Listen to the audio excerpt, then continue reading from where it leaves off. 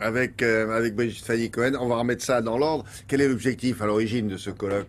Alors l'objectif, et c'est aussi l'originalité de ce colloque qui va se tenir demain à l'UNESCO, c'est de réunir des médecins, des chercheurs, des industriels du médicament, des industriels de l'optique, des opticiens, des spécialistes de l'habitat, des spécialistes de l'urbanisme, des personnes qui inventent des objets connectés, mais aussi des patients, réunir tout ce monde-là, des personnes qui habituellement ne se parlent pas, n'échangent pas, eh bien c'est l'occasion pour elles d'échanger, de se rencontrer afin de faciliter la vie des personnes qui ont des handicaps visuels.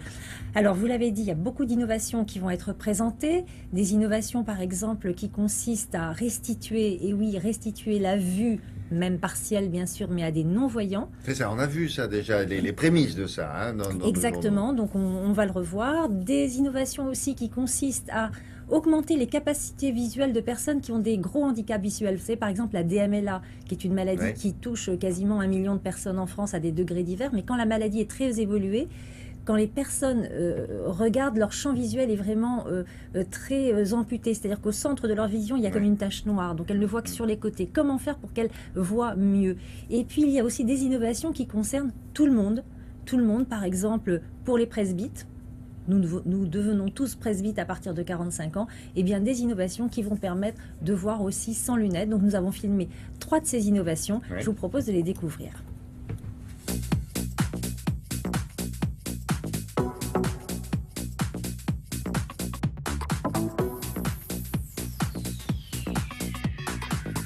L'œil bionique, c'est-à-dire la rétine artificielle, c'est une prothèse rétinienne qui est réservée à des patients qui sont devenus aveugles dans le cadre d'une maladie génétique qu'on appelle la rétinite pigmentaire.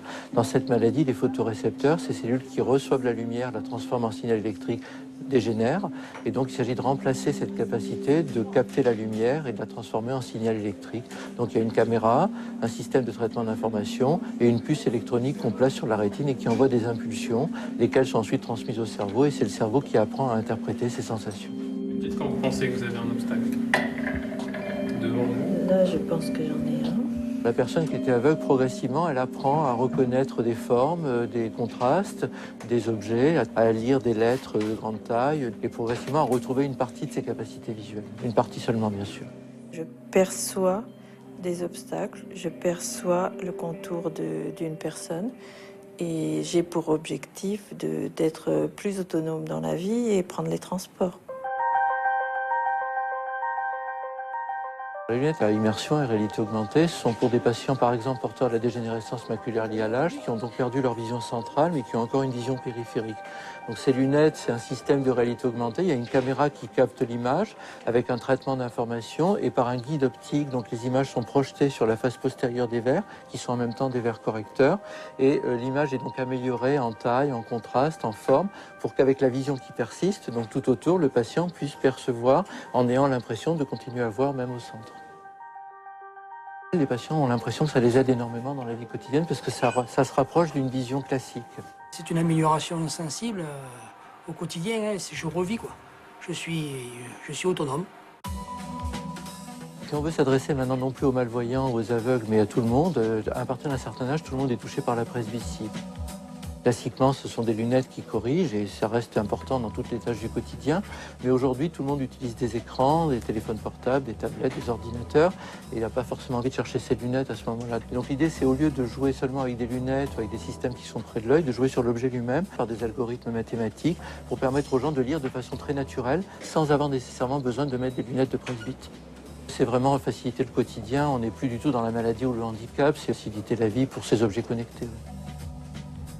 Mais si c'est pas nous qui avons des lunettes, c'est la tablette qui est maligne et qui dit tiens, c'est Brigitte Fanny-Cohen, je sais que sa vue est comme ça, je vais m'arranger. Exactement, Non. exactement. C'est-à-dire que vous n'avez plus besoin quand votre téléphone, par exemple, il y a une petite sonnerie, vous savez, vous avez un texto, vous le sortez, vous n'avez plus besoin de mettre vos lunettes pour lire le texto, puisque le téléphone portable est adapté à votre vue, à votre presbytie.